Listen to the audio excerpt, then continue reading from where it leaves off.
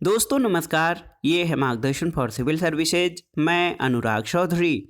दोस्तों TGT PGT भारतीय इतिहास रिमाइंडर श्रृंखला के अंतर्गत इस वीडियो में प्रस्तुत है भारतीय इतिहास यानी इंडियन हिस्ट्री के महत्वपूर्ण प्रश्नों का वन लाइनर रिवीजन नोट्स, जो आपके आगामी परीक्षाओं जैसे TGT PGT, LT grade, government inter college प्रवक्ता, गवर्नमेंट डिग्री कॉलेज, उच्चतर शिक्षा असिस्टेंट प्रोफेसर, केंद्रीय विद्यालय संगठन और नेट जेआरएफ के लिए बहुत ही उपयोगी है।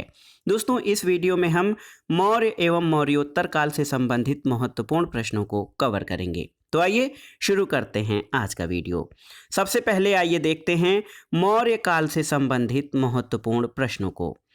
पहला प्रश्न है दोस्तों, वह नदी जहां से सिकंदर को वापस लौटने पर मजबूर होना पड़ा।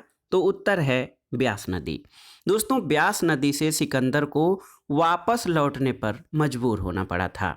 सिकंदर मकदूनिया का शासक था। वो फिलिप द्वितीय का पुत्र था। सिकंदर ने बल्ख यानी बैक्ट्रियो को जीतने के बाद काबुल होते हुए हिंदू कुश पर्वत को पार कर 326 ईसा पूर्व में भारत पर आक्रमण किया। भारत की भूमि पर सिकंदर का प्रबल प्रतिरोध पौरव राजा पोरस ने किया। पोरस और सिकंदर के बीच झेलम नदी के किनारे सुप्रसिद्ध वितस्ता का युद्ध हुआ। इसमें पोरस की हार हुई थी, लेकिन सिकंदर ने पोरस की बहादुरी से प्रभावित होकर उसके राज्य को वापस कर उससे मित्रता कर ली थी। और विजय अभियान के अंतर्गत जब सिकंदर ब्यास नदी के पश्चिमी किनारे पर पहुंचा तो उसके सैनिकों ने आगे बढ़ने से मना कर दिया और इस घटना के बाद सिकंदर अपने विजय अभियान को रोककर विजित भारतीय प्रदेशों को सेनापति फिलिप को सौंपकर वापस लौट गया और वो भारत में लगभग 19 माह रहा और 323 ईसा पूर्व में सिकंदर की बेबीलोन में मृत्यु हो गई थी। अगला प्रश्न आपको सही सुमेलित करना है दोस्तों। इसमें प्रांत और उनकी राजधानियों का सुमेलन करना है। देखिए, उत्तरापथ की राजधानी तक्षशिला, दक्षिणापथ इसकी राजधानी सुवर्णगिरी, मध्य देश की राजधानी पाटलिपुत्र और कलिंग की राजधानी तोशली। तो ये आपका प्रांत और उनकी राजधानियों का सही सुमेलन है। अगला प्रश्न है दोस्तों, वह यूनानी इतिहासकार जिसने सिकंदर के आक्रमण के समय के मैसग दुर्ग का विस्तृत वर्णन प्रस्तुत किया है। तो उत्तर क्या हो जाएगा दोस्तों? उत्तर हो जाएगा कर्टियस। दोस्तों कर्टियस एक यूनानी इतिहासकार था जिसने सिकंदर के आक्रमण के समय मैसग दुर्ग का जो है विस्तृत वर्णन किया है। दोस्तों आप जान लीजिए कि यूनानी इतिहासकार कर्टियस ने सिकंदर के आक्रमण के समय मैसग दुर्ग का वर्णन किया है। सिकंदर और पोरस के बीच प्रसिद्ध युद्ध झेलम यानी वितस्ता नदी के तट पर हुआ था। इसमें पोरस पराजित हुआ था और इस युद्ध के बाद सिकंदर ने 2 नगरों की स्थापना की।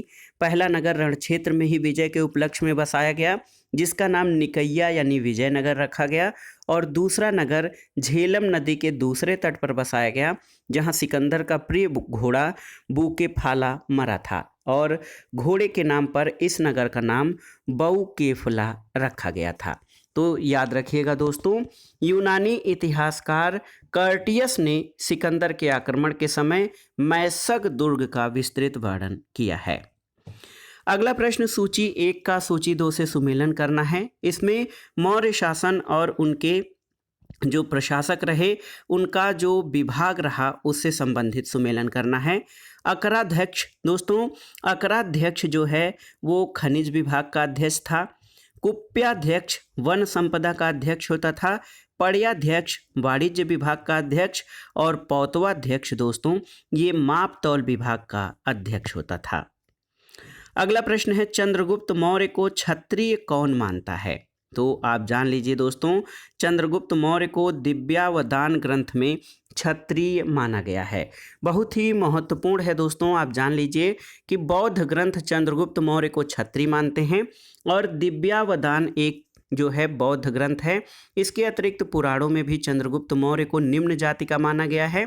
मुद्रा राक्षस में उसे वृषल और कुलहीन कहा गया है, जबकि जैन ग्रंथों में चंद्रगुप्त मौर्य को क्षत्रिय बताया गया है। अगला प्रश्न है दोस्तों, मेगास्थनीज के अनुसार पाटलिपुत्र नगर एक समिति द्वारा शासित होती थी, जिसमें सदस्यों की संख्या कितनी थी? तो आप जान लीजिए दोस्तों, मेगास्थनीज के अनुसार पाटलिपुत्र नगर एक समिति द्वारा प्रशासित था, जिसमें सदस्यों की संख्या कुल 30 होती थी यानी 30, और पाटलिपुत्र के नगर परिषद की 5-5 सदस्यों वाली 6 समितियां होती थीं, और मेगस्थनीज ने नगर के पदाधिकारियों को एस्टिनोमोई कहा है। अगला प्रश्न है दोस्तों, मंडल सिद्धांत में बिजगीस के पड़ोसी राज्य को कौटिल्य ने किसकी संज्ञा दी है? तो उत्तर है पार्षदिग्राह। दोस्तों आप जान लीजिए कि मंडल सिद्धांत में बिजगीस के पड़ोसी राज्य को कौटिल्य ने पार्षदिग्राह की संज्ञा दी है, और बिजगीस राजा का सीमावर्ती राज्य उसका शत्रु होता है, शत्रु का शत्रु मित्र होता है, और मंडल सिद्धांत राज्य के विस्तार से संबंधित है। अगला प्रश्न है देखिए, दूत, जनपद, कोश और मित्र में से वह जो राज्य के 7 अंगों में शामिल नहीं है? तो उत्तर है दूत। दोस्तों राज्य के सप्तांग सिद्धांत में आप जान लीजिए, स्वामी यानी राजा, अमात्य, जनपद, दुर्ग, दंड, कोश और मित्र हैं, इसमें दूत शामिल नहीं हैं। दोस्तों अर्थशास्त्र में राज्य के सप्तांग सिद्धांत का वर्णन मिलता है। अर्थशास्त्र में कुल 15 अधिकरण है, और ये अन्य पुरुष शैली में रचित है, और 1909 ईस्वी में डॉक्टर श्याम शास्त्री ने इसका प्रकाशन कराया था। अगला प्रश्न है दोस्तों देखिए, बहुत ही महत्वपूर्ण प्रश्न है, स्वतंत्र रूप से वेश्यावृत्ति करने वाली स्त्रियां क्या कहलाती थीं? तो उत्तर है रूपा जीवा। दोस्तों स्वतंत्र रूप से वेश्यावृत्ति करने वाली स्त्रियों को रूपा जीवा कहा जाता था। अगला प्रश्न है, देवी चंद्रगुप्तम नामक नाटक का लेखक कौन था? तो उत्तर है विशाख दत्त। दोस्तों विशाख दत्त ने देवी चंद्रगुप्तम नामक नाटक लिखा है। अगला प्रश्न है दोस्तों, चंद्रगुप्त मौर्य के लिए वृषल शब्द प्रयुक्त हुआ है कहाँ पर? तो उत्तर है मुद्रा राक्षस में। दोस्तों मुद्रा राक्षस नाटक में चंद्रगुप्त मौर्य के लिए वृषल शब्द का प्रयोग किया गया है। अगला प्रश्न है, चंद्रगुप्त मौर्य की राजधानी कहाँ पर थी? तो उत्तर है चंद्रगुप्त मौर्य की राजधानी पाटलिपुत्र थी। बहुत ही महत्वपूर्ण प्रश्न है दोस्तों, चंद्रगुप्त मौर्य की राजधानी जो है ये पाटलिपुत्र थी। अपने गुरु चाणक्य की सहायता से अंतिम नंद शासक घनानंद को पराजित करके 25 वर्ष की आयु में चंद्रगुप्त मौर्य ने मौर्य साम्राज्य की स्थापना की थी, और पाटलिपुत्र जो कि आधुनिक पटना से संबंधित है, ये चंद्रगुप्त की राजधानी थी। इसके विषय में यूनानी राजदूत मेगस्थनीज ने विस्तृत विवरण दिया है। अगला प्रश्न है दोस्तों, चंद्रगुप्त मौर्य की एक पत्नी सेल्यूकस निकेटर की पुत्री थी, जिसका नाम क्या था? तो उत्तर है हेलेन। दोस्तों याद रखिएगा दोस्तों, चंद्रगुप्त मौर्य का सेल्यूकस से युद्ध 305 से 304 ईसा पूर्व में हुआ था, जिसमें सेल्यूकस की पराजय हुई थी, और 303 ईसा पूर्व में सेल्यूकस और चंद्रगुप्त के मध्य संधि हुई। इस संधि के फलस्वरूप सेल्यूकस ने अपनी पुत्री हेलेन का विवाह चंद्रगुप्त मौर्य से कर दिया था। अगला प्रश्न है, चंद्रगुप्त मौर्य की श्रद्धा किस धर्म में थी? तो उत्तर है जैन धर्म में। चंद्रगुप्त मौर्य दोस्तों जैन धर्म का अनुयायी था। अगला प्रश्न है, सैंड्रोकोटस नाम से किसे जाना जाता है? तो उत्तर है चंद्रगुप्त मौर्य को दोस्तों सैंड्रोकोटस के नाम से जाना जाता है। बहुत ही महत्वपूर्ण प्रश्न है, चंद्रगुप्त को सैंड्रोकोटस के नाम से जाना जाता है। और आप जान लीजिए, विलियम जोन्स पहले विद्वान थे जिन्होंने सैंड्रोकोटस की पहचान मौर्य शासक चंद्रगुप्त मौर्य से की थी। एरियन और प्लूटार्क ने चंद्रगुप्त मौर्य को एंड्रोकोटस के रूप में वर्णित किया है। अगला प्रश्न है दोस्तों, श्रवण बेलागोला कहाँ पर स्थित है? तो उत्तर है श्रवण बेलागोला दोस्तों ये आपका कर्नाटक में स्थित है। और आप जान लीजिए, अपने जीवन के अंतिम वर्षों में चंद्रगुप्त मौर्य ने जैन साधु भद्रबाहु से जैन धर्म की दीक्षा लेकर श्रवण बेलागोला, जो कि मैसूर कर्नाटक में है, यहाँ पर चंद्रगिरी पहाड़ी पर लगभग 298 ईसा पूर्व में जैन विधि संलेखना पद्धति, जिसको उपवास कहा जाता है, उसके द्वारा अपना शरीर त्याग दिया था। तो श्रवण बेलागोला ये कर्नाटक में स्थित है। अन्य महत्वपूर्ण परीक्षोपयोगी तथ्यों को देख लेते हैं। डाइमेकस सीरिया से भेजा गया था कहाँ पर? तो उत्तर है डाइमेकस सीरिया से भेजा गया था बिंदुसार की राजसभा में। यूनानी राजदूत मेगस्थनीज भारत आया था किसके दरबार में?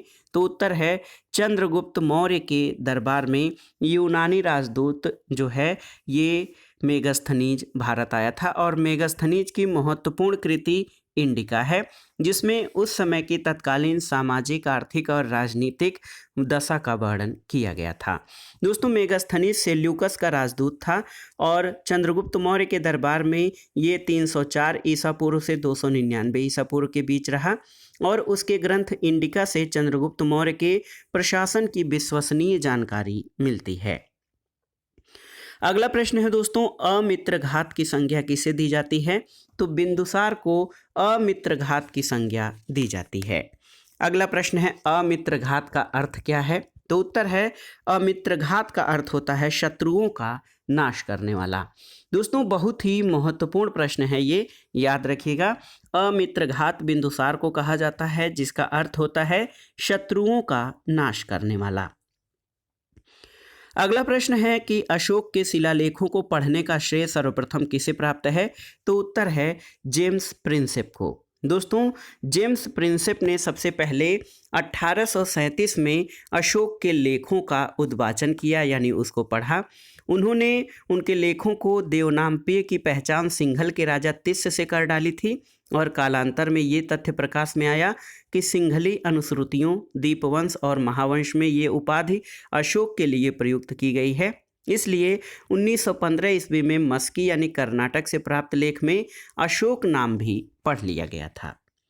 अगला प्रश्न है, वह वर्ष जिसमें जेम्स प्रिंसेप ने ब्राह्मी लिपि को पढ़ा था? तो उत्तर है 1837 में। जेम्स प्रिंसेप एक अंग्रेज विद्वान था।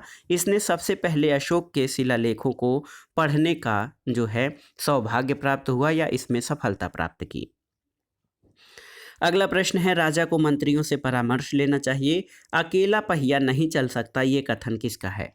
तो उत्तर है, ये कथन कौटिल्य का है। कौटिल्य ने राज्य को 7 तत्वों से निर्मित माना है। इन्हें राज्य का सप्तांग सिद्धांत कहा जाता है और आप जानते हैं सप्तांग सिद्धांत में स्वामी यानी राजा, अमात्य, जनपद, दुर्ग, कोश, दंड और मित्र हैं। दोस्तों आप जान लीजिए कि मंत्रियों से परामर्श को वो है कौटिल्य ने उनको महत्वपूर्ण माना है कि राजा को मंत्रियों से परामर्श अवश्य लेना चाहिए, क्योंकि अकेला पहिया नहीं चल सकता है। अगला प्रश्न है, कौटिल्य ने राज्य को निर्मित माना है किन तत्वों से? तो उत्तर है 7 तत्वों से और इसी आधार पर उन्होंने राज्य के सप्तांग सिद्धांत का प्रतिपादन किया है। अगला प्रश्न है दोस्तों, वह शिलालेख जिसमें अशोक ने करारोपण के बारे में बात की है? तो ये है रुम्मिनदेई स्तंभ शिलालेख और इसमें अशोक ने करारोपण के बारे में बात की है। अगला प्रश्न है दोस्तों, मेगास्थनीज के अनुसार भारत में कुल कितनी जातियां थीं? तो उत्तर है 7 जातियां। मेगास्थनीज दोस्तों भारत में 7 जातियों की बात करता है और आप जान लीजिए कि इन 7 जातियों में दार्शनिक, कृषक, पशुपालक, कारीगर, योद्धा, निरीक्षक और मंत्री थे। अगला प्रश्न है, इंडिका एक रचित पुस्तक है किसके द्वारा? तो इंडिका मेगास्थनीज द्वारा रचित महत्वपूर्ण ऐतिहासिक पुस्तक है। अगला प्रश्न है, सन 1750 में सबसे पहले अशोक स्तंभ का पता किसने लगवाया था? तो उत्तर है टेफेंथलर ने। दोस्तों 1750 में सबसे पहले अशोक स्तंभ का पता टेफेंथलर ने लगाया था। अगला देखिए, कौटिल्य रचित अर्थशास्त्र कितने भागों में विभक्त है? तो याद रखिएगा 15 अधिकरणों में विभक्त है अर्थशास्त्र। अगला प्रश्न है, अर्थशास्त्र ग्रंथ की विषय वस्तु क्या है? तो ये राज्य और शासन नीति का ग्रंथ है। अगले प्रश्न पर आ जाते हैं दोस्तों। अगला प्रश्न भी बहुत ही महत्वपूर्ण है। देखिए कौटिल्य के अनुसार या कौटिल्य के अर्थशास्त्र के अनुसार दोस्तों दीवानी न्यायालय को क्या कहा जाता था? तो उत्तर है, कौटिल्य के अर्थशास्त्र के अनुसार दीवानी न्यायालय को धर्मस्थीय कहा जाता था। और आप जान लीजिए दोस्तों, अर्थशास्त्र के तीसरे अधिकरण में दीवानी न्यायालय और उसके संगठन और कार्यों का विवेचन किया गया है। दीवानी न्यायालय को धर्मस्थीय न्यायालय कहा जाता था और इसके न्यायाधीश को धर्मस्थ या व्यवहारिक कहा जाता था। इसके अलावा दूसरा न्यायालय कंटक शोधन न्यायालय था। और दोस्तों आप जान लीजिए कि धर्मस्थीय, दीवानी तथा कंटक शोधन फौजदारी न्यायालय था। अगला प्रश्न है, कौटिल्य के अनुसार कंटक शोधन क्या था? तो ये फौजदारी न्यायालय था। अगला प्रश्न है मौर्यों के समय में कंटक शोधन न्यायालय का न्यायाधीश किसे माना जाता था? तो प्रदेष्टा नाम का अधिकारी जो होता था उसको कंटक शोधन न्यायालय का न्यायाधीश माना जाता था। अगला प्रश्न है दोस्तों, वह अभिलेख जिसमें अशोक के धम्म का सार मिलता है? तो उत्तर है द्वितीय स्तंभ लेख में। दोस्तों द्वितीय स्तंभ लेख में अशोक के धम्म का सार मिलता है। अगले प्रश्न पर आते हैं दोस्तों, अशोक के शासनकाल में धर्म और नैतिकता का अधिकारी कौन होता था? बहुत ही महत्वपूर्ण है दोस्तों, और आप जान लीजिए ये बहुत ही महत्वपूर्ण प्रश्न है और इसमें आपसे पूछा गया है कि अशोक के शासनकाल में धर्म और नैतिकता का अधिकारी कौन था? तो उत्तर है धर्म महामात्र या धम्म महामात्र। दोस्तों देखिए, धर्म महामात्र अशोक के शासनकाल में धर्म और नैतिकता का अधिकारी होता था। अपने राज्याभिषेक के 14वें वर्ष में अशोक ने जनता को धम्म की बातें समझाने और उनमें धम्म के प्रति रुचि पैदा करने के लिए धर्म महामात्र यानी धम्म महामात्र की नियुक्ति की थी। और धर्म महामात्र का कार्य विभिन्न धार्मिक संप्रदायों के बीच द्वेष भाव को समाप्त कर लोगों की एकता पर बल देना था। अगला प्रश्न बहुत ही महत्वपूर्ण है और बार बार परीक्षाओं में पूछा गया है। इतिहास, सामाजिक विज्ञान और सामान्य ज्ञान तथा सामान्य अध्ययन परीक्षाओं में भी ये प्रश्न पूछा गया है कि अशोक का वह शिलालेख जिसमें धार्मिक समन्वय का वर्णन मिलता है। तो सही उत्तर है 12वां शिलालेख। दोस्तों अशोक का 12वां शिलालेख धार्मिक संश्लेषण या धार्मिक समन्वय से संबंधित है और इसमें कहा गया है कि सभी संप्रदायों के सार तत्व में वृद्धि हो, क्योंकि सबका मूल संयम है। हमें सभी संप्रदायों का सम्मान करना चाहिए। सभी संप्रदायों में समभाव के उद्देश्य से धम्म महामात्र के साथ स्त्रैयाध्यक्ष और व्रज भूमिकों की नियुक्ति की गई है। और आप जान लीजिए दोस्तों 13वां शिलालेख जो अशोक का है इसमें कलिंग युद्ध और आटविक जातियों को दी गई धमकी का उल्लेख मिलता है। अगला प्रश्न है दोस्तों, अशोक का वह अभिलेख जिस पर मोर का उत्कीर्णन किया गया था? तो ये था लौरिया नंदनगढ़ स्तंभ। दोस्तों लौरिया नंदनगढ़ बिहार के चंपारण जिले में स्थित एक ऐतिहासिक स्थान है और यहाँ से प्राप्त स्तंभ लेख में मोर का चित्र अंकित है जो मौर्य या मौर्य वंश को इंगित करता है। अगला प्रश्न है दोस्तों, स्तंभ, चैत्य, स्तूप और गुहा काल में से मौर्य कला का सबसे अच्छा नमूना क्या है? आपसे पूछा गया है। देखिए स्तंभ, चैत्य, स्तूप और गुहा कला में से मौर्य कला का सबसे अच्छा नमूना क्या है? तो ये है स्तंभ। और मौर्यकालीन कला का उत्कृष्ट प्रदर्शन अशोक के स्तंभों में दिखाई देता है। मथुरा और चुनार की पहाड़ियों से लाकर लाल बलुए पत्थरों से ये स्तंभ बनाए गए हैं और ये एकाश्मक पत्थर यानी एक ही पत्थर से बने हैं। अगला प्रश्न है शीताध्यक्ष कौन था? तो आप जान लीजिए शीताध्यक्ष मौर्य काल में राजकीय कृषि विभाग का अध्यक्ष होता था। अगला प्रश्न है चंद्रगुप्त मौर्य के शासनकाल में सौराष्ट्र का प्रांतीय गवर्नर कौन था? तो ये था पुष्यगुप्त।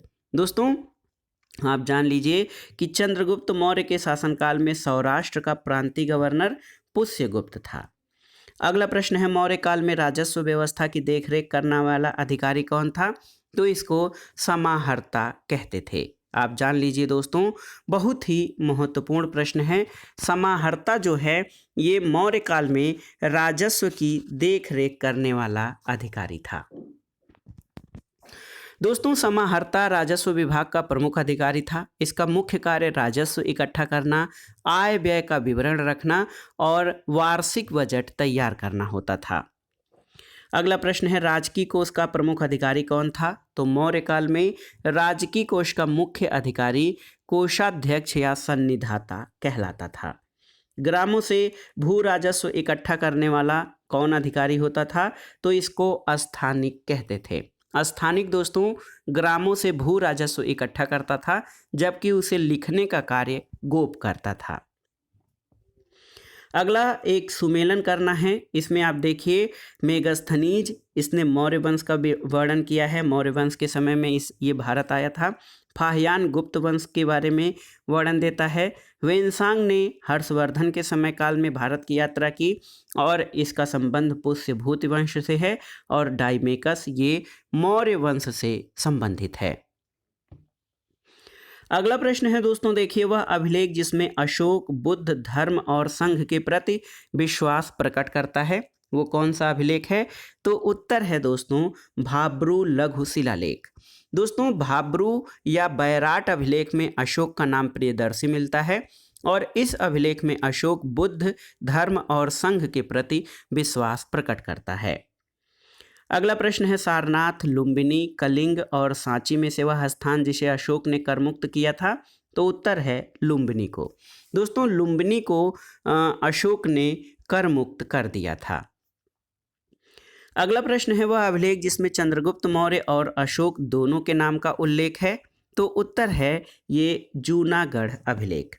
दोस्तों जूनागढ़ अभिलेख में चंद्रगुप्त मौर्य और अशोक दोनों का ही उल्लेख मिलता है।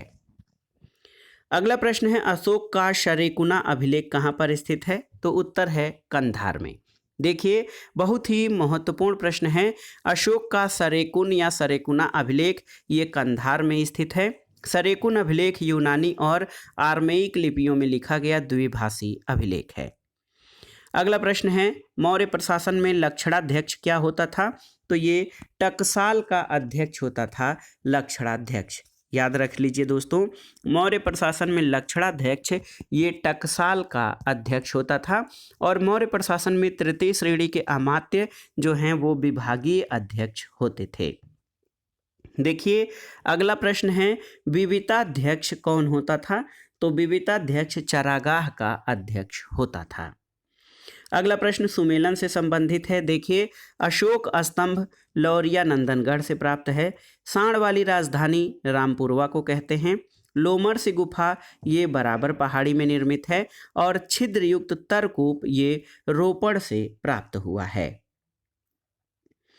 अगला प्रश्न है दोस्तों, चंद्रगुप्त विक्रमादित्य, कनिष्क, अशोक और समुद्रगुप्त में से वह जिसने अपने को देवताओं का प्रिय कहलवाया था, तो उत्तर है अशोक ने और इसी आधार पर अशोक का एक नाम देव नाम प्रिय मिलता है। अगला प्रश्न है, 9वें, 11वें, 12वें और 13वें में से वह शिलालेख जिसमें अशोक के कलिंग विजय की सूचना मिलती है, तो ये था अशोक का 13वां शिलालेख। दोस्तों अशोक का 13वां शिलालेख यहाँ से उसके कलिंग विजय की सूचना मिलती है। अगला प्रश्न है दोस्तों, अशोक ने कलिंग राज्य पर कब आक्रमण किया था, तो याद रखिएगा अशोक ने कलिंग राज्य पर 261 ईसा पूर्व में आक्रमण किया था। अशोक के राज्यकाल की पहली बड़ी घटना कलिंग युद्ध और इसमें अशोक की विजय थी। अशोक के 13वें शिलालेख से इस युद्ध के बारे में स्पष्ट साक्ष्य मिलता है और याद रखिएगा कि कलिंग युद्ध की घटना अशोक के राज्याभिषेक के 8 वर्ष बाद यानी 261 ईसा पूर्व में घटित हुई थी। इस शिलालेख में उसने कलिंग युद्ध से हुई पीड़ा पर अपना दुख और पश्चाताप प्रकट किया है।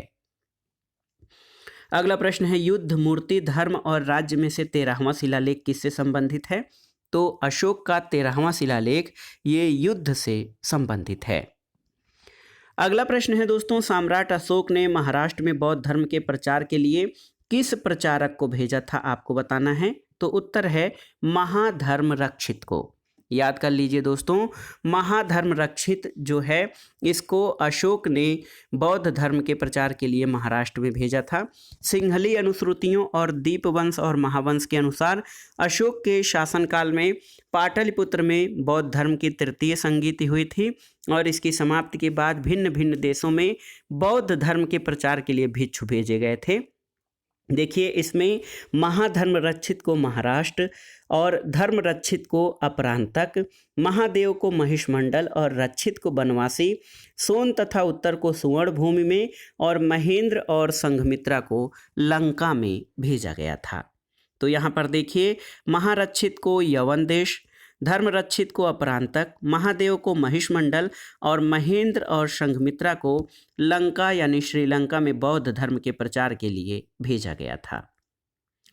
अगला प्रश्न है, मौर्य काल में राजकीय मुद्रा को क्या कहा जाता था, तो उत्तर है मौर्य काल में राजकीय मुद्रा को पड़ कहा जाता था और ये 3/4 तोले के बराबर चांदी का सिक्का था। इसके ऊपर पीपल, सूर्य, चंद्र, मयूर, बैल, सर्प आदि खुदे होते थे। सोने के सिक्कों को निष्क और सुवर्ण कहा जाता था और माशक और काकड़ी तांबे का सिक्का होता था। माशक जो था दोस्तों चांदी के पड़ का 1/16वां भाग होता था। अगला प्रश्न है मौर्य काल में माशक क्या था? तो ये तांबे का सिक्का होता था और माशक जो था तांबे चांदी के पड़ का 1/16वां भाग होता था। अगला प्रश्न है चंद्रगुप्त मौर्य संप्रति दशरथ और जालौक में से आजीवक मत का समर्थक कौन था? तो सही उत्तर है दशरथ। दोस्तों आप जान लीजिए कि दशरथ जो है ये आजीवक मत का समर्थक था और उसने नागार्जुनी पहाड़ी में आजीवक संप्रदाय के लिए 3 गुफाएं गोपी, लोमर्स और बड़थिका बहियक गुफा का निर्माण करवाया था और इन गुहा लेखों की भाषा प्राकृत और लिपि इनकी ब्राह्मी है। अगला प्रश्न है धौली, कौशाम्बी, मस्की और गुर्जरा में से वह स्थान जहाँ से अशोक के रानी का अभिलेख मिलता है। तो उत्तर है अशोक के रानी का अभिलेख दोस्तों ये कौशाम्बी से मिलता है और कौशाम्बी के लघु स्तंभ लेख में अशोक की रानी कारुवाकी द्वारा दान दिए जाने का उल्लेख है और इसे रानी का अभिलेख भी कहा जाता है। इसी में उसके एकमात्र पुत्र तीवर का उल्लेख मिलता है। अन्य परीक्षोपयोगी महत्वपूर्ण तथ्यों को देख लेते हैं दोस्तों। बराबर गुफा संबंधित है किससे? तो बराबर गुफा आजीवकों से संबंधित है। घोषिताराम विहार कहाँ पर है? तो ये कौशाम्बी में है। अशोक ने लुम्बिनी ग्राम के लिए भू राजस्व की दर कितनी निश्चित की थी? तो उत्तर है 1/8। और देखिए बृहद्रथ, दशरथ, संप्रति और जालौक में से वह जिसने केवल कश्मीर पर शासन किया था तो ये था जालौक। जालौक ने कश्मीर पर शासन किया था। अगला प्रश्न है दोस्तों आप जानिए ब्रज भूमिक कौन थे? तो ब्रज भूमिक जो है ये गौशाला निरीक्षक होते थे। बहुत ही महत्वपूर्ण प्रश्न है। ब्रज भूमिक जो है ये गौशाला निरीक्षक होते थे। अगला प्रश्न है प्रतिवेदक का कार्य क्या होता था? तो उत्तर है प्रतिवेदक का कार्य जो है ये घटनाओं की सूचना देना होता था। अगला प्रश्न है तक्षशिला, उज्जैनी, नालंदा और वल्लभी में से वह जो मौर्य काल में शिक्षा का सर्वाधिक प्रसिद्ध केंद्र था तो ये था तक्षशिला। दोस्तों सबसे अधिक अध्ययन का प्रसिद्ध केंद्र ये तक्षशिला था, आप जान लीजिए। और आप जान लीजिए भारतीय इतिहास में तक्षशिला नगरी विद्या और शिक्षा के महान केंद्र के रूप में सर्वाधिक प्रसिद्ध थी और तक्षशिला विश्व का प्रथम विश्वविद्यालय था जिसकी स्थापना 700 ईसा पूर्व में की गई थी। यहाँ पूरे विश्व के 10,500 से अधिक छात्र अध्ययन करते थे और 60 से अधिक विषयों को पढ़ाया जाता था। प्राचीन काल में यह चिकित्सा शास्त्र का एकमात्र सर्वोपरि केंद्र था और ये हिंदू और बौद्ध दोनों के लिए महत्वपूर्ण ग्रंथ था। और आप जान लीजिए कि बौद्ध साहित्य से पता चलता है कि ये धनुर्विद्या और वैद्यक की शिक्षा के लिए पूरे विश्व में प्रसिद्ध था और चंद्रगुप्त मौर्य ने अपनी सैनिक शिक्षा यहीं से ग्रहण की थी। चाणक्य यहाँ आचार्य थे और 405 ईस्वी में फाहियान यहाँ आया था। वर्तमान में ये पाकिस्तान के पंजाब प्रांत के रावलपिंडी जिले में स्थित था। अगला प्रश्न है सांची का स्तूप किसने बनवाया था? तो उत्तर है सांची के स्तूप का निर्माण सम्राट अशोक ने किया था। अगला प्रश्न है सांची कहाँ पर है? तो ये मध्य प्रदेश के रायसेन जिले में है। जेतवन विहार कहाँ पर स्थित था? तो ये श्रावस्ती में। मौर्य वंश के ठीक बाद किस वंश ने शासन किया था? तो शुंग वंश ने शासन किया था दोस्तों, मौर्य वंश के शासन के ठीक बाद। आप जान लीजिए कि अंतिम मौर्य शासक बृहद्रथ था और बृहद्रथ की हत्या इसके सेनापति पुष्यमित्र शुंग के द्वारा 184 ईसा पूर्व में कर दी गई थी। पुष्यमित्र शुंग ने एक नए राजवंश की स्थापना की थी जिसे शुंग वंश के नाम से जाना जाता है और पुष्यमित्र शुंग कट्टर ब्राह्मणवादी था। इसने 2 अश्वमेध यज्ञ किए थे और इन अश्वमेध यज्ञों के पुरोहित पतंजलि थे। पतंजलि ने महाभाष्य की रचना की थी। अगला प्रश्न है अंतिम मौर्य शासक कौन था? तो बृहद्रथ था और इसकी हत्या इसके सेनापति पुष्यमित्र शुंग ने की थी। बृहद्रथ की हत्या किसने की? तो याद रखिएगा पुष्यमित्र शुंग ने। अगला प्रश्न है दोस्तों कारुवाकी, तिष्य रक्षिता, महादेवी और कुमार देवी में से वह रानी जिसका उल्लेख अशोक के अभिलेख में प्राप्त होता है तो ये अशोक की रानी कारुवाकी का उल्लेख अशोक के अभिलेख में मिलता है। अशोक के किस शिलालेख में उसके दक्षिण भारत के 5 राज्यों का उल्लेख मिलता है? तो उत्तर है दोस्तों अशोक के शिलालेख संख्या 2 में दक्षिण भारत के 5 राज्यों का उल्लेख मिलता है। अगला प्रश्न है, वह जिसने शिलालेखों या अभिलेखों के आधार पर अशोक का इतिहास तैयार किया है, तो ये है D.R. भंडारकर। D.R. भंडारकर ने दोस्तों अभिलेखों के आधार पर अशोक का इतिहास तैयार किया है। अगला प्रश्न है, मौर्य काल के दौरान बर्मा और सिलोन के साथ व्यापार के लिए प्रमुख बंदरगाह कौन था, तो ये था ताम्रलिप्ति बंदरगाह, जो कि मौर्य काल के दौरान बर्मा और सिलोन के मध्य दोस्तों व्यापार के लिए महत्वपूर्ण जो है केंद्र था। और आप जान लीजिए ये महत्वपूर्ण केंद्र जो है ये व्यापार के लिए संबंधित था, व्यापार से संबंधित था। अगला प्रश्न है, धर्मराज की एक उपाधि थी किसकी, तो धर्मराज उपाधि अशोक की थी। देखिए, प्रादेशिक राजुक युक्त और नायक में से मौर्य काल में प्रशासन में क्या नहीं था, तो मौर्य काल में प्रादेशिक राजुक और युक्त जो है अधिकारियों की नियुक्ति थी, यहाँ पर नायक नहीं था। प्रादेशिक मंडल प्रधान अधिकारी था, ये वर्तमान में संभागीय आयुक्त की तरह था। राजुक केवल राजस्व विभाग का कार्य करते थे, बाद में उन्हें न्यायिक अधिकार भी दिया गया। और युक्त दोस्तों ये जिले के अधिकारी थे जो राजस्व वसूल करते थे। अगला प्रश्न है, तोशली, समापा, सुवर्णगिरी और उज्जैनी में अशोक के साम्राज्य के दक्षिणी भाग का एक प्रशासकीय केंद्र कौन सा था, तो ये था सुवर्णगिरी, जो कि अशोक के प्रशासन के दक्षिणी भाग का प्रमुख केंद्र था। अगला प्रश्न है, धौलीगज, परखम यक्ष, रामपुरवा वृषभ और सांची से प्राप्त सिंह में से मौर्यकालीन शैलकृत मूर्ति कौन है, तो ये है धौलीगज। अगला प्रश्न है, अशोक के रुम्मदेई स्तंभ अभिलेख के संबंध में क्या सही कथन है, तो ये ग्राम से प्राप्य कर में कमी लाने के संबंध में अशोक का रुम्मदेई अभिलेख जो है संबंधित है। अगला प्रश्न है, कोश, स्वामिन, दुर्ग और रत्निन में से सप्तांग का भाग क्या नहीं है, तो रत्निन जो है ये सप्तांग का भाग नहीं होता था। अगला प्रश्न है, अशोक के प्रस्तर स्तंभों पर यूनानी शासकों का जिस क्रम में उल्लेख हुआ है वो क्रम क्या है, तो ये है एंटियोकस, टालेमी, एंटिगोनस और सिकंदर। तो याद रखिएगा ये बहुत ही महत्वपूर्ण प्रश्न है, आप जान लीजिए। अशोक के प्रस्तर स्तंभों पर यूनानी शासकों का जिस क्रम में उल्लेख हुआ है, सबसे पहले एंटियोकस, फिर टालेमी, फिर एंटिगोनस और लास्ट में सिकंदर का। अगला प्रश्न है, वर्तमान में राजा अशोक की खंडित उद्भृत प्रतिमा कहाँ से मिली है, तो ये कर्नाटक के कनगनहल्ली से प्राप्त हुई है अशोक की खंडित प्रतिमा। मौर्य काल के बाद आइए दोस्तों मौर्योत्तर काल से संबंधित महत्वपूर्ण प्रश्नों को देख लेते हैं। पहला प्रश्न है कि ब्राह्मण समुदाय का असंतोष मौर्य साम्राज्य के पतन का कारण बना था, ये विचार किसने दिया था, तो उत्तर है हरप्रसाद शास्त्री। दोस्तों हरप्रसाद शास्त्री एक प्रमुख विद्वान रहे हैं। इन्होंने अशोक की धार्मिक नीति को मौर्य साम्राज्य के पतन का प्रमुख कारण माना है। उनके अनुसार अशोक की धार्मिक नीति बौद्धों के पक्ष में थी, जो ब्राह्मणों के विशेषाधिकारों और उनकी सामाजिक श्रेष्ठता की स्थिति पर कुठाराघात करती थी। और इसी कारण हरप्रसाद शास्त्री ने कहा है कि ब्राह्मण समुदाय का असंतोष मौर्य साम्राज्य के पतन का कारण बना था। अगला प्रश्न है, शिव, विष्णु, कुबेर और गणेश में से वह देवता जिसका अंकन विमकटफिशेस के सिक्कों पर हुआ है, तो याद रखिएगा विमकटफिशेस ने स्वर्ण और तांबे के सिक्के चलाए थे। इसके सिक्कों पर शिव, त्रिशूल और नंदी की आकृतियों का अंकन मिलता है और इसने माहेश्वर की उपाधि धारण की थी।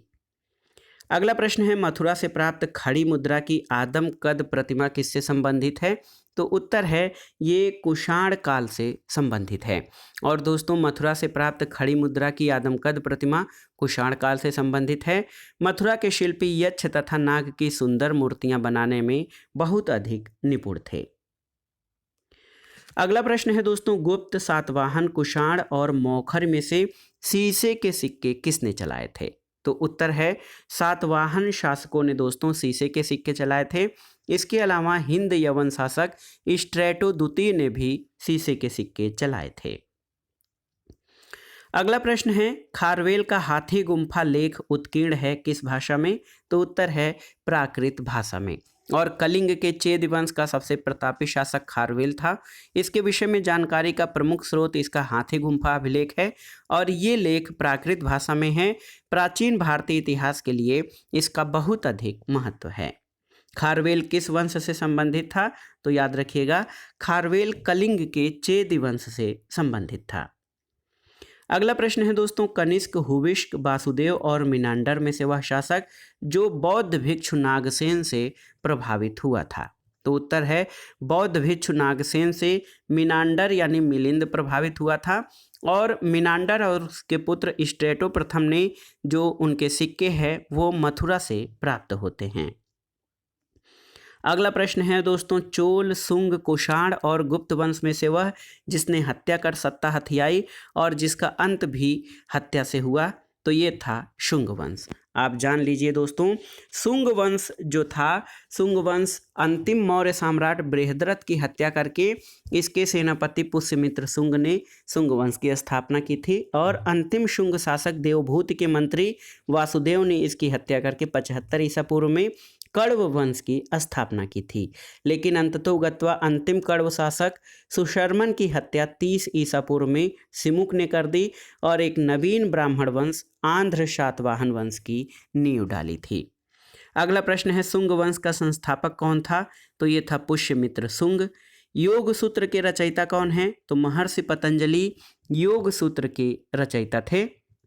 और दोस्तों, योग सूत्र योग दर्शन का मूल ग्रंथ है। इसके रचयिता ऋषि पतंजलि हैं। पाणिनि की रचना अष्टाध्यायी है। अगला प्रश्न है, अष्टाध्यायी किसकी रचना है? तो ये पाणिनि की रचना है। और महाभाष्य के रचनाकार कौन है? तो आप जान लीजिए, महाभाष्य के रचनाकार पतंजलि थे और ये पुष्यमित्र शुंग के पुरोहित थे। महाभाष्य से पता चलता है कि यवनों ने साकेत और माध्यमिका को रौंद डाला था। अगला प्रश्न जो है ये सही सुमेलन करना है। देखिए, संध्याकर नंदी का जो ग्रंथ है वो है रामचरित। पद्मगुप्त की रचना है नव सहसांक चरित। रन्न गदा युद्ध और बिल्हड़ ने विक्रमांक देवचरित की रचना की है। अगला प्रश्न है दोस्तों, समुद्रगुप्त, पुष्यमित्र शुंग, दशरथ और स्कंदगुप्त में से वह जिसने 2 अश्वमेध यज्ञ संपन्न किए थे। तो उत्तर है दोस्तों, पुष्यमित्र शुंग ने 2 अश्वमेध यज्ञ संपन्न किए थे और इसका पता अयोध्या लेख से चलता है। अगला प्रश्न है, मालविकाग्निमित्रम नाटक में विदिशा के शासक के रूप में वर्णित अग्निमित्र किससे संबंधित हैं? तो ये शुंग राजवंश से संबंधित हैं। भागीलय की मुद्राएं कहाँ से प्राप्त हुई हैं? तो उत्तर है नर्मदा घाटी से दोस्तों भागीलय की जो मुद्राएं हैं वो प्राप्त हुई हैं। भागीलय की मुद्राएं मध्य प्रदेश की नर्मदा घाटी से मिली हैं और ये पंचमार्क तांबे की मुद्रा पर बैल, पेड़, सूर्य और नंदी का चित्र अंकित रहता था और अशोक की ब्राह्मी लिपि में शहर का नाम भागीलय जो है दाहिनी तरफ खुदा रहता था। अगला प्रश्न है, मौर्य वंश, शुंग वंश, कण्व और सातवाहन में से वह राजवंश जिसके शासकों के नाम मातृसत्तात्मक हैं।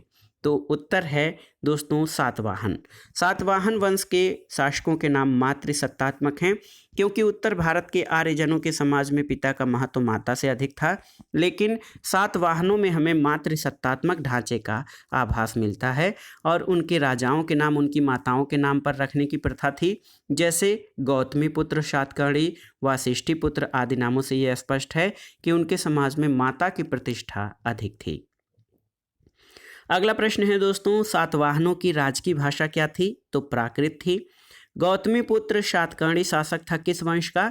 तो गौतमी पुत्र सातकर्णी सातवाहन वंश का महान शासक था। अगला प्रश्न है, सातवाहन शासक सातकर्णी प्रथम द्वारा अश्वमेध यज्ञ कराने का उल्लेख कहाँ से मिलता है? तो उत्तर है नाना घाट अभिलेख से। दोस्तों, नाना घाट अभिलेख से दोस्तों ये सातकर्णी प्रथम द्वारा अश्वमेध यज्ञ कराने का उल्लेख मिलता है और इसी अभिलेख से ये भी जानकारी मिलती है कि उसने 2 अश्वमेध यज्ञ और राजसूय यज्ञों का अनुष्ठान कराया था और अश्वमेध यज्ञ के बाद उसने अपने पत्नी के नाम पर रजत मुद्राएं उत्कीर्ण करवाई थीं। अगला प्रश्न है, गौतमी पुत्र सातकर्णी, खारवेल, पुष्यमित्र शुंग और प्रवरसेन प्रथम में से वह जिसने वर्ण संकरता की प्रथा को समाप्त करने का दावा किया है। तो उत्तर है गौतमीपुत्र सातकर्णी ने। दोस्तों नासिक प्रशस्ति में सातवाहन शासक गौतमीपुत्र सातकर्णी को एक ब्राह्मण, अद्वितीय ब्राह्मण, आगम निलय, वर्ण व्यवस्था का रक्षक और वर्ण संकरता की प्रथा को रोकने वाला कहा गया है।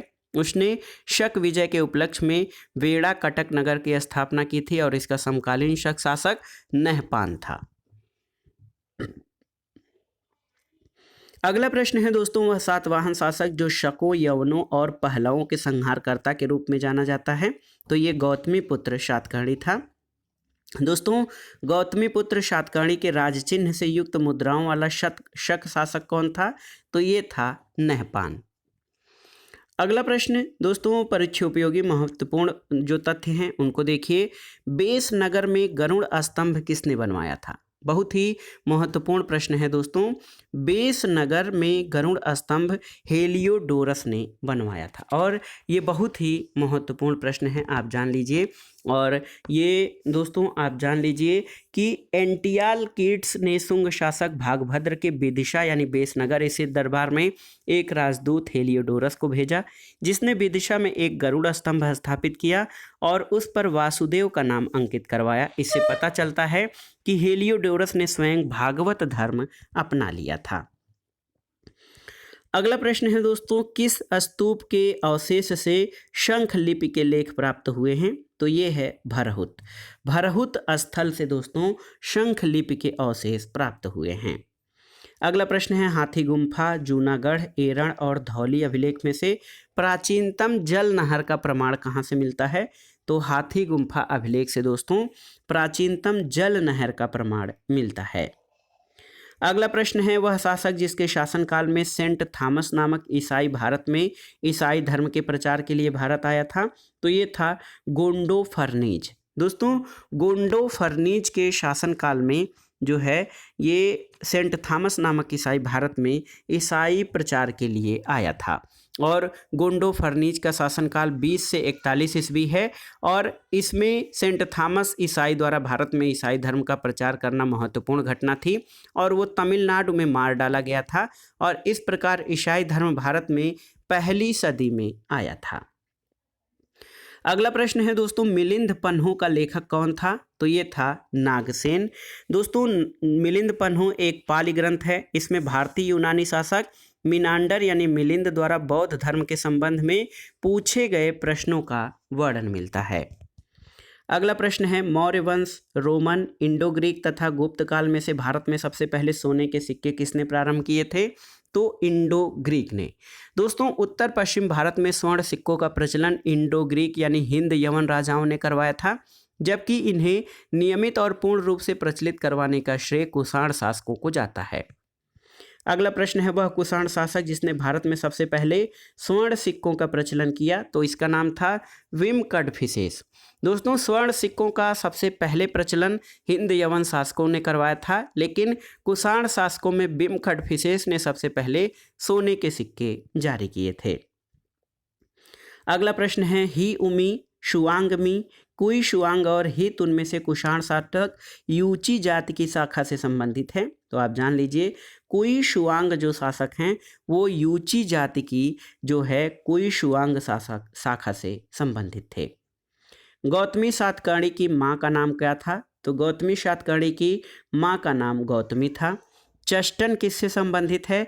तो ये कार्दामम वंश से संबंधित है चष्टम। अगला प्रश्न है दोस्तों, गाथा सप्तशती नामक ग्रंथ के रचनाकार कौन है? तो सातवाहन शासक हाल। याद रखिएगा दोस्तों, सातवाहन शासक हाल ने गाथा सप्तशती नामक ग्रंथ की रचना की है। अगला प्रश्न है, गाथा सप्तशती की रचना किस भाषा में की गई है? तो उत्तर है प्राकृत भाषा में। बृहद कथा नामक ग्रंथ की रचना की? तो गुणाढ़ ने दोस्तों बृहद कथा नामक ग्रंथ की रचना की है। गिरनार शिलालेख किससे संबंधित है? तो गिरनार शिलालेख दोस्तों ये रुद्र दामन से संबंधित है, याद रखिएगा। अगला प्रश्न है, भारत में शक राजा अपने को क्या कहते थे? तो उत्तर है भारत में शक शासक अपने को क्षत्रप कहते थे। अगला प्रश्न है दोस्तों, अशोक, विमकडफिसेस, कनिष्क और हर्ष में से जिसने अपने सिक्कों पर शाक्य मुनि बुद्ध की आकृति अंकित करवाई थी? तो ये था कनिष्क। कनिष्क ने अपने सिक्कों पर शाक्य मुनि बुद्ध की आकृति अंकित कराई थी।